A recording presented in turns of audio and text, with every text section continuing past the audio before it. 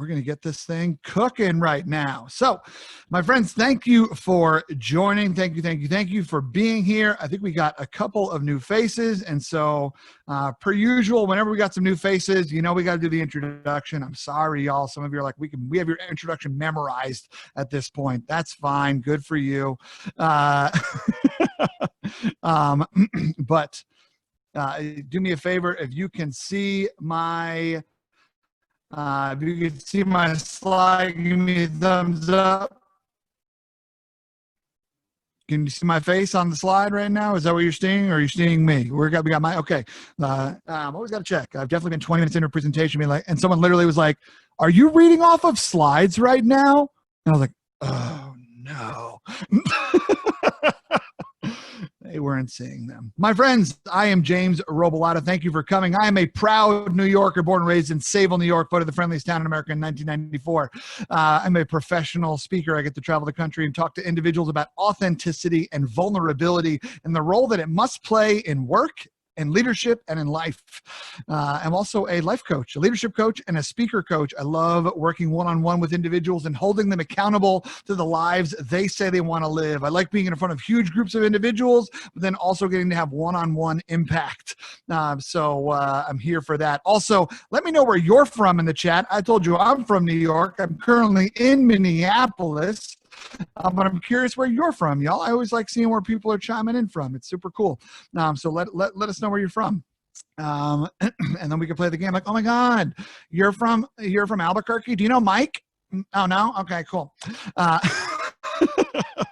I wrote a book. It's called Leading Imperfectly. It's available wherever books are sold. You should buy it from a Black-owned bookstore. Next, I am a improv comedian as well. I started a group called North Coast. We like to freestyle rap and improv. It's a lot of fun. And as many of you know, I dislocated my right knee at my senior prom dancing to Shania Twain's unfortunate, fortunate hit, Man, I Feel Like a Woman. Look at this. We got people from Philly. We got Fayetteville, Bloomfield, Jersey. Oh, Jacqueline, didn't know you moved to Charlotte. That's super fun. Charlotte, with that stunning street art that went up. What up, Lincoln? Mequon, Wisconsin. That place is made up. Eau Claire, of course. Fort Wayne, Indiana, the metropolis. Lexington, Kentucky. Let's have a bourbon. Nacogdoches, Texas. Just something that just runs off the tongue. Carmel, love it. I'm excited. And of course, the Chattanooga crew. So, my friends, I'm excited that you are here today and are excited and that you want to be part of this conversation. Thank you for showing up. Thank you for being you. I'm excited to jump in. Before we have any conversations around social justice, it is always important that we set a few ground rules out just so we make sure that we're all on the same page.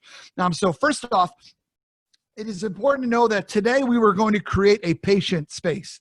I don't like the idea of safe spaces because safe just doesn't feel like something that we can guarantee or promise.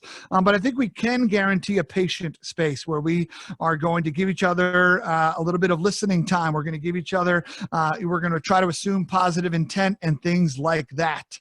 So that is important. Also, I want to make sure that we let people finish speaking.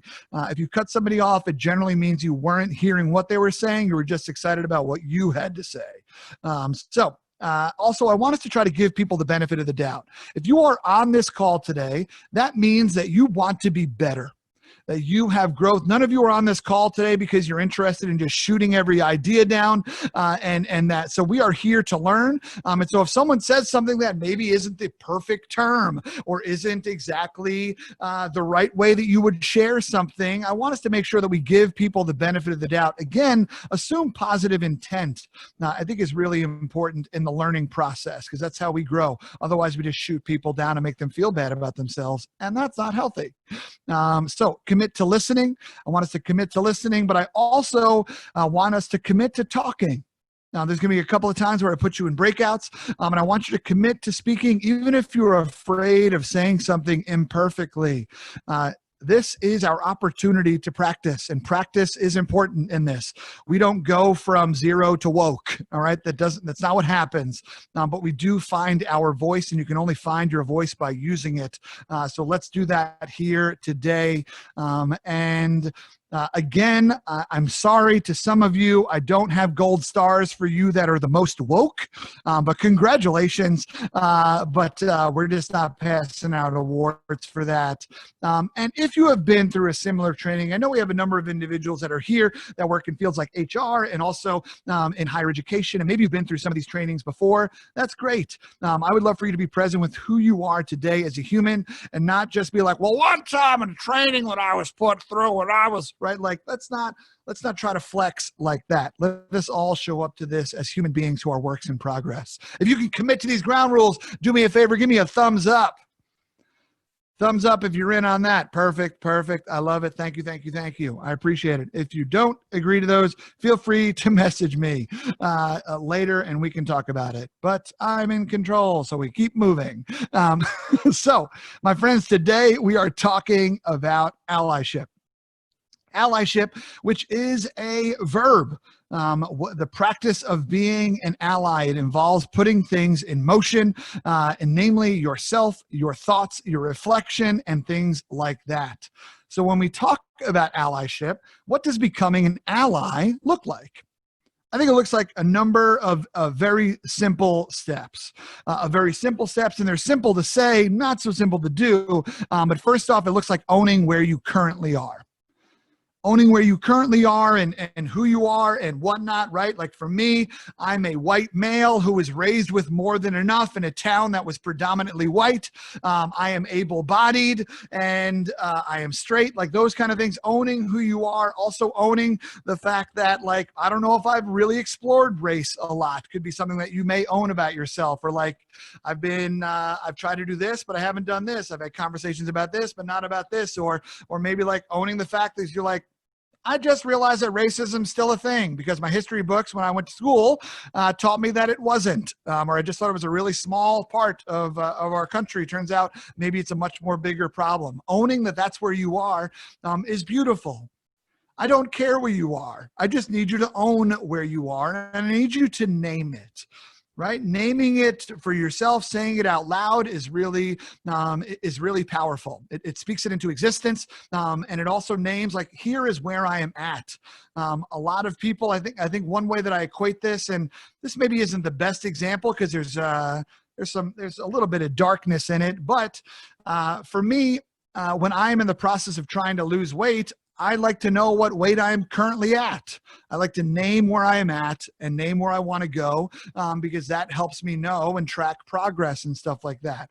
And that could be something, a slight example. We're not going to get into talk about weight or losing weight or whatnot. Your body's beautiful. You do you, boo. All right. But just using that as an example. Becoming an ally also then looks like listening, right? We've owned who we are. We've named it, but now we need to listen. We need to listen to what other voices are telling us. We need to listen to things like documentaries, listen to other voices that we are normally not accustomed to hearing, right? When you think about the town that you grew up in, when you think about the school that you attended, who controlled the curriculum you were taught? Who ran the narrative? Who ran the narrative in the textbook that you read? Who taught you things at an age where you didn't know you were supposed to question them? You just took them as fact, right? Like that kind of stuff is interesting to think about. And so if thinking about that, be like, cool, these are the type of people I traditionally listen to, right? For me, I had almost all white teachers. I believe Google wasn't as much of a thing to date myself as an elementary school and middle school, high school student. But I believe that most of the people that wrote the textbooks that I read were white, European, Anglo-Saxon individuals. And I also know that in my town, there was just a lot of whiteness that I heard. I am white. My parents are white. You can see them here. Right. And so I heard white voices. Nothing wrong with that, because you can't help where you grew up, but you can help where you now learn and who you now learn from. That listening is really important, making sure you're getting diverse thoughts there. And that means in the process of listening, that means you're also unlearning some things, right? I know for me, my history books, like I mentioned, my history books made me feel like racism was done, right? They told me like, hey, you know, the civil rights movement happened. Malcolm X, he was violent. He was bad. He was too loud. He was like, wow, it's stirring violence, right? And Martin Luther King was a dove, and he floated around and made everybody feel great about themselves and told us all the dream.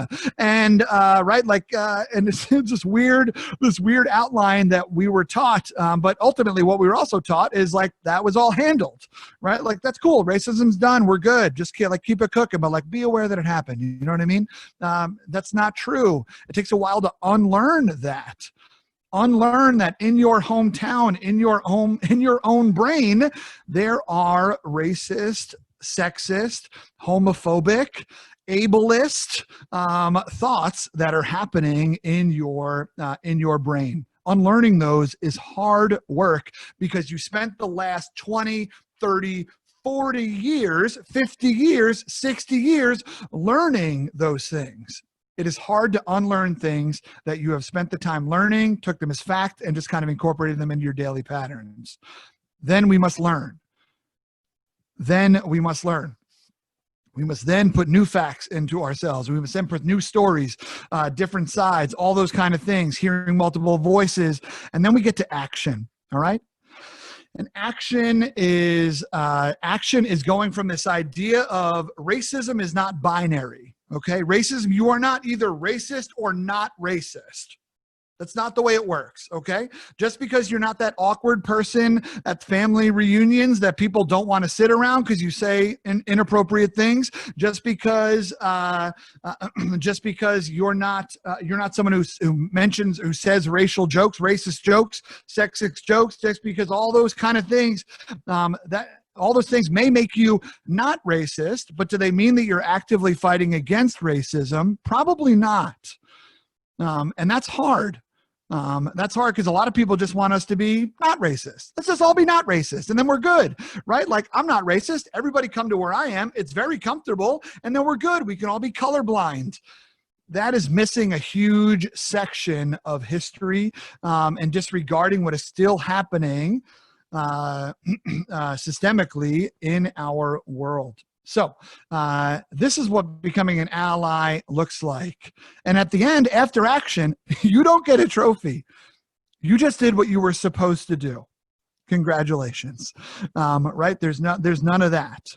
I would also say two things is that in this list, it would be I think it's also, if I wanted to, I could have made it much longer by saying owning listening, naming listening, unlearning listening, learning listening, action listening, right? Like, listening is technically in every single one of these spaces, and that's why we highlight it. It's also important to recognize that action doesn't have to wait till the end. There's not a point where someone puts a medal around your neck and says, congratulations, you have learned what you needed to learn.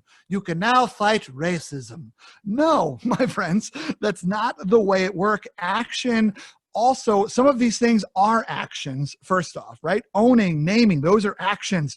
Listening is an action. Not laughing at a racist joke is an action. Telling somebody, yo, that's not cool is an action. Just because you can't pull out all of these facts out of your quiver and shoot them at people right now doesn't mean that you're not capable of action. And so that is really important. So this is what becoming an ally looks like. So I want to now talk about allyship, the actual verb. Here's some things that allyship does not look like. Those are the steps to being an ally. Actually, I meant to, yeah, whatever, that's fine. Here are things that what allyship does not look like. Allyship does not look like you just apologizing. Oops, sorry, I was racist. No, that's not the way that works, right? It's not just like, hey, I'm really sorry for what those that preceded me did to your people. Not what we're talking about. You can't just apologize and keep it moving. It also doesn't look like constantly apologizing. It doesn't. No one likes hanging out with that drunk person that consistently apologizes all night for the fact that they are drunk. that person sucks, okay? And they make it worse for everybody else around them. Or like, I'm sorry, you probably think I'm a terrible person. I'm drunk. Oh my God, oh my God, I'm probably so annoying. You're like, yes, yeah, you are. So the same thing here is that I don't need you to consistently apologize. Okay, I do not need you to consistently apologize either. Also, it does not look like constantly explaining yourself. Explaining yourself looks like being defensive, right? It looks like being a defensive. Okay, I was in a conversation in a speaker group that I'm a part of, and somebody posted a photo of a noose, and it was, we were talking about how the organization's handling or not handling racism in it, and someone posted a picture of a noose with a quote under it, and they love the quote, but they didn't think about what the noose meant and what the noose would make people feel. And the whole comment thread was this person being like, yeah, but the quote though, no, I posted it because of the quote. No, let me tell you about the quote. It's like, bro, you're missing it. You are missing it. And so explaining yourself is, at some point in time, we just need to be like, you know what? I hear you. I hear you, and I want to hear what you're saying. I know that sometimes that's hard to tuck our tails because we have pride. We want to believe that we are good people. But here's the beautiful thing. You can be a good person and occasionally say something wrong. Turns out we're human beings. So constantly explaining yourself looks like defensiveness. Men in particular, I'm talking to you. So next, stealing focus and centering yourself. Putting yourself at the center of a conversation. If you are white and putting yourself at the center of a conversation around blackness, that's not what we're really trying to do. And so that's why you'll notice in a lot of these conversations, this is something I'm hyper conscious of. Because there's parts of me that wonder, James, are you doing too much? You just need to sit down. And that's something that I'm hypersensitive of, and welcome that feedback. If you feel that way, please tell me. What I'm trying to do is center myself at the conversation around white privilege and around whiteness and what white people can do to be better right now. That's the conversation I'm trying to center myself in, not in blackness. There's so much that I have. How you doing? There's so much that I have to learn there. And so again, I welcome all critical feedback there. If you have thoughts about that, I am, like I mentioned earlier, a work in progress. Allyship does not look like silence. We got to talk. You got to figure out what talking looks like, and talking to yourself first. And it doesn't look like you reading 9 million books and then being like, cool, I've absorbed that knowledge. Now I will sit with it. No, it looks like silence is not an action. And one thing we are all being called to do is act right now. So that's important. And allyship does not look like getting it perfect tomorrow. We're having a conversation about allyship today. That does not mean that all of a sudden all of you will be granted allies and you'll be perfect allies tomorrow. No, my friends, it is a process. It is a process that you will work on for a very long time, because you're going to hear different perspectives that are going to make you think different things. And you're even going to hear people who contradict what you are hearing. And that's going to be hard. That's going to be really hard, and you're not going to get it perfect. Don't put that on yourself. And it also doesn't look like performative stuff. It doesn't also look like you looking for validation, right? Every time you send a post out onto social media, don't wait to see how many black people liked it. All right. Every time you put a post out on social media, don't first send it to your one black friend and be like, yo, am I good? Right? Like that's not what we're looking for here. This is not a validation. And this is also not a performance. That's why we keep talking about what is the movement going to look like in 2 weeks, in 4 weeks, in 8 weeks. After the hashtags have gone away, what is still happening? Also, what allyship does not look like is this. This is a Facebook post from a friend of mine, and he put up this. He said, Black Lives Matter. A gentleman commented, all lives matter. And then these next two comments are what came up after that. Hey, look, an old white guy. Hey, thanks for reaching out. I love when old family friends pop into my life with unhelpful, misinformed negativity after decades of silence. Can't wait to see you in person so I can tell you to suck my balls out of you out of touch loser. First off, my friends, this is funny. Second off, this is not allyship. Right? Allyship is not shaming. That's why I was very specific to say like that in the beginning. If you've been there and you've done a lot of training, and this is you just brushing up, or this is you just learning another way to potentially deliver stuff that you already know to your people, that's great. But allyship cannot look like shaming, because what didn't happen in this conversation on Facebook is learning. What didn't happen in this conversation on Facebook is grace.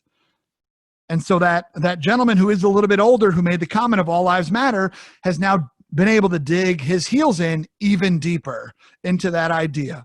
And so this did not create a conversation. So that is important. So therefore, that's what allyship doesn't look like. So what does it look like? It looks like listening with the intent to learn, not with the intent to win, not with the intent to speak, listening with the intent to learn. It looks like showing up.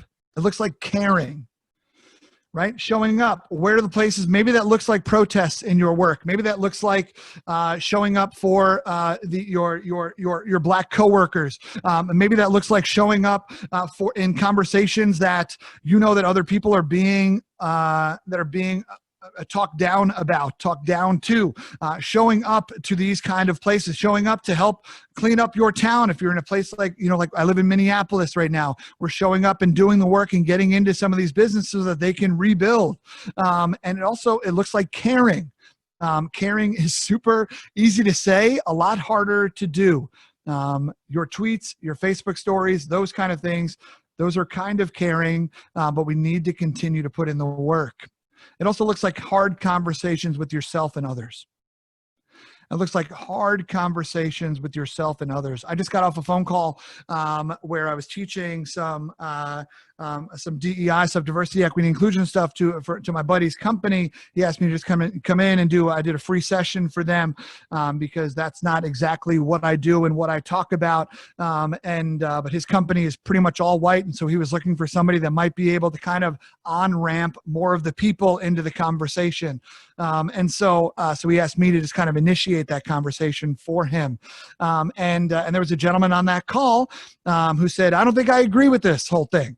I don't think I agree with anti-racism. As a matter of fact, I'm offended by you telling me that I am anti-racist or that I should be anti-racist. He's like, I don't think that's the goal. He's like, I think being not racist is good enough. And I think ultimately what I just want people to feel is comfortable. And so if there's somebody different than you, you should make them feel comfortable.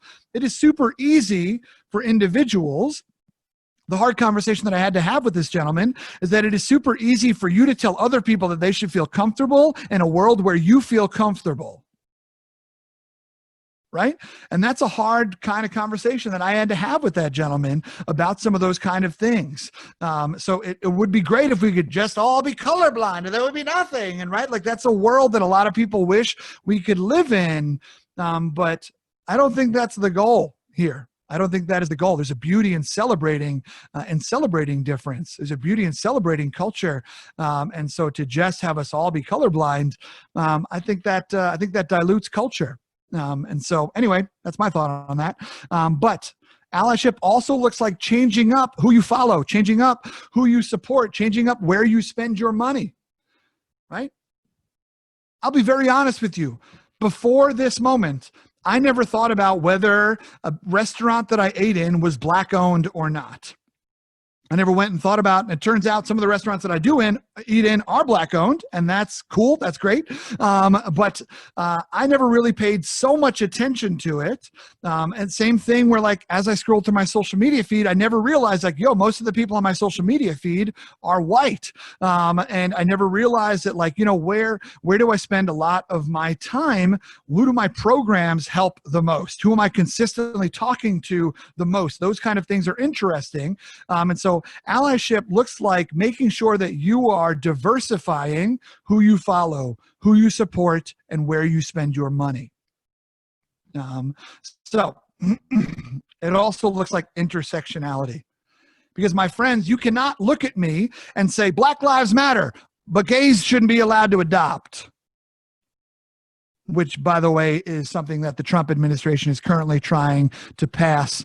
If you didn't know that, they're trying to force legislation to allow it so that gay couples cannot adopt right now. They're using the classic Trumpian smoke and mirrors thing, where they're letting them, look at the birdie over here, let's get shit done, right? It is messed up and it is happening right now. But you can't tell me that you are an ally to one population and not an ally to another. Allyship is universal. You either decide to give a shit about people whose lives have been impacted by the isms of our world, or you're deciding not to. So intersectionality is important, all right? It also looks like it's something that's never ending, right? Just because 50A got repealed in New York, just because the Minneapolis city council members are going to talk about what moving some money around and defunding some of the police so they can move some more money into education, doesn't mean that it's done. Just because some of these legislation will help, but there are still minds that will need to be changed. And that is important to recognize, that this work, and that's why this is so scary, is because it is never ending. But that's also why being an ally involves taking time. It doesn't involve smashing the gas for the entire time. That's impossible. No one has that much energy. So allyship also looks like a process. It looks like a process. All right. So, my friends, here is what I want to do. We're going to go into these breakouts right now. Let me stop the share. I'm going to put you in some breakouts right now. I am going to, let me copy and paste these questions into the chat. These breakouts will be long. These breakouts will be longer. Let me do this right. Those are the three. You may recognize two of those questions from last week. I know that we cut that breakout short, but I still think they're still very valid today, because I think we should be learning something every week. And so I think they still play in. But when you think about your allyship, I want you to think about what could be next for you. This is not a conversation where I need you to should on yourself. Okay, do not should on yourself. That's not going to work, right? It's recognizing, again, that's why owning and naming where you are is really important, because that gives you a starting point to work from. That lets you know where on the mountain you are, and so you know how to climb, where to climb. So let's put people into these breakout rooms.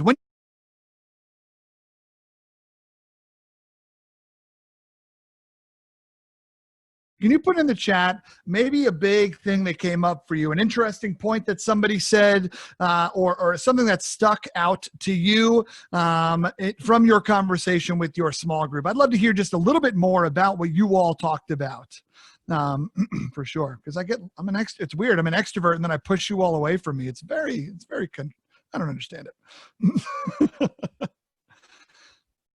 But I'd love to hear what some of those thoughts are that you had that came up. What's something that was sticky for you, or that like, oh shoot, I didn't even think about that. Or, oh, so-and-so said they watched this, I want to try to watch that, right? Like they watched 13th, I need to watch 13th. So yeah.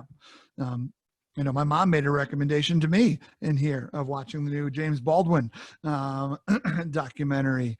It's called I Am Not Your Negro. And it's apparently very, very powerful. So, so yeah. Adding Just Mercy to the watch list. Okay, I got to do that too. Britt. I love it. Let me know what else came up for you. Challenging those traditional values with our home. Yep, exactly. Here we go. And now they're rolling in. Yeah, I love this, Veronica. Staying engaged and uncomfortable when it's so easy to just scroll past, right?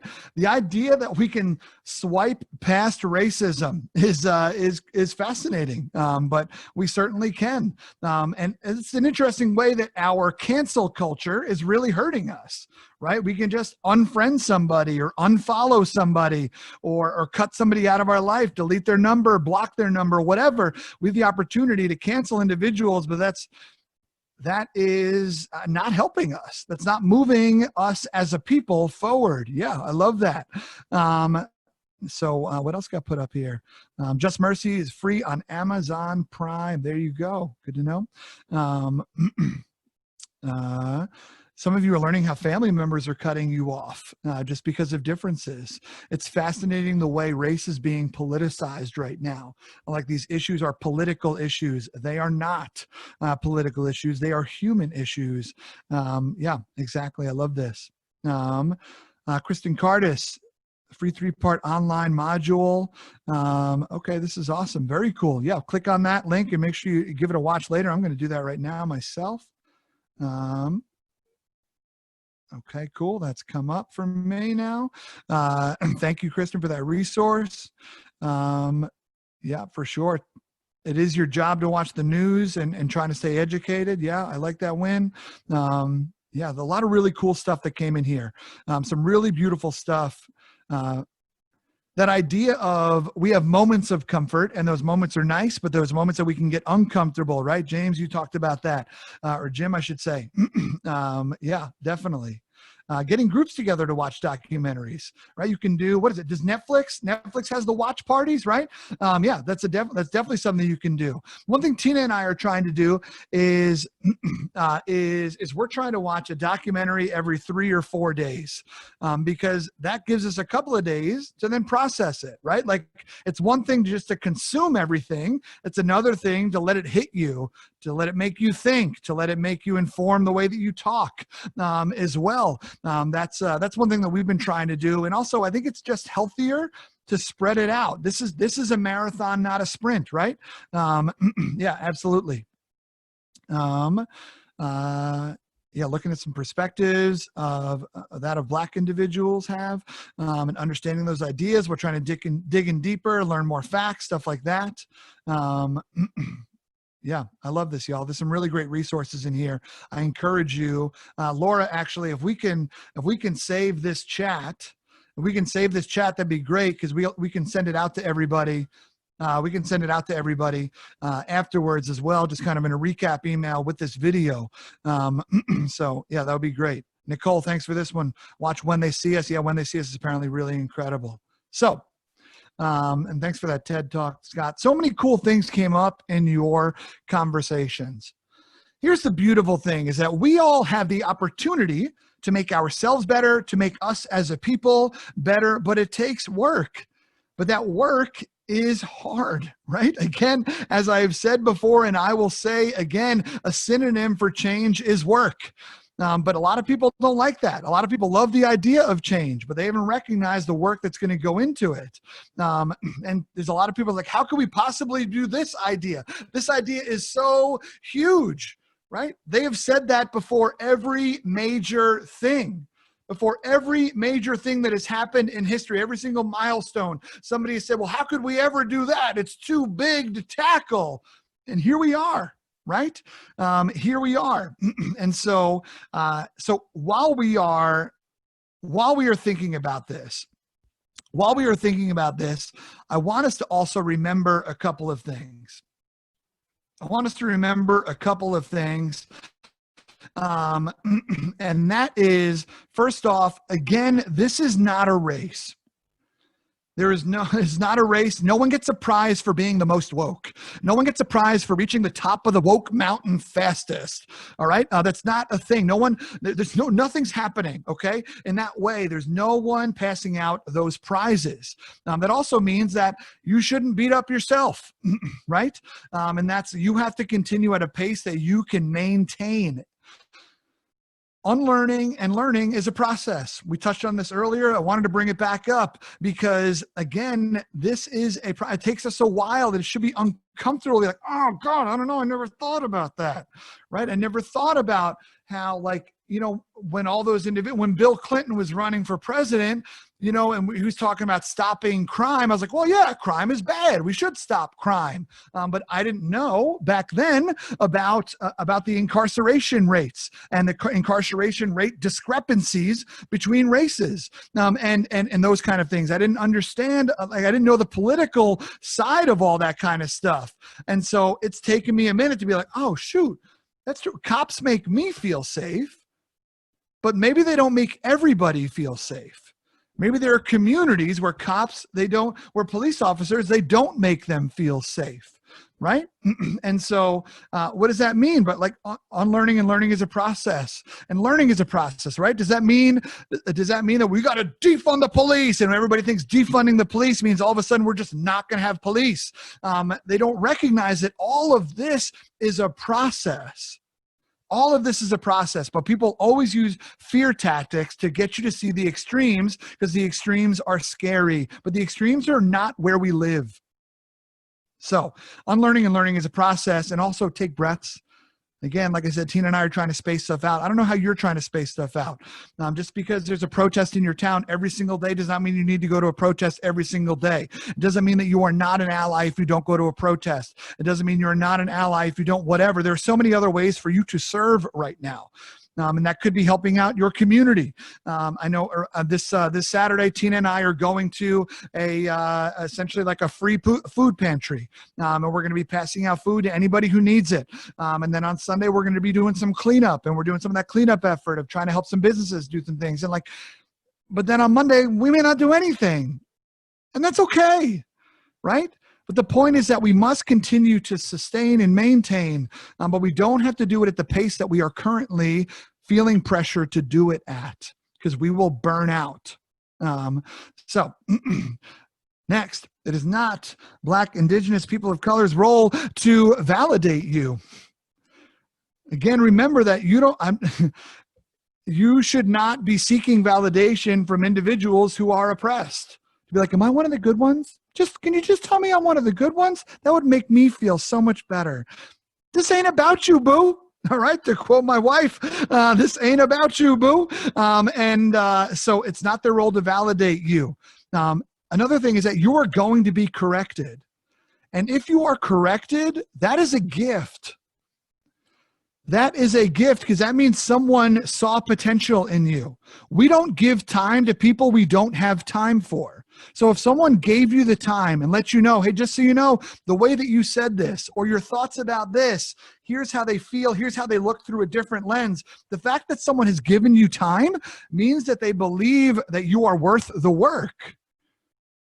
So please take being corrected as almost as a compliment, as another way to grow. That's awesome, right? It's like bumpers in a bumper bowl, and they're kind of bumping you back and be like, don't go too far that way or too far that way. Let's stay the course. So those things are really important to remember. I want to close with the idea that no one is demanding perfection from you. And you cannot be demanding perfection from yourself. Some of you are some huge empaths on this call, and you feel what other people feel when someone is going through something. You feel their pain, and you are a highly sensitive person, and that is wonderful. That's great. But you also need to recognize where you need to take breaks, where you need to recognize that you need to take moments. Here's the thing, friend. You are allowed to feel joy right now. And that sounds weird, but you are allowed to have moments where you laugh at jokes, as long as I'm not racist, right? But you can laugh at jokes. You can cuddle puppies. You can do things that make you happy. You can still cross stitch. You can still work out. You can still, all of those things are super important, actually.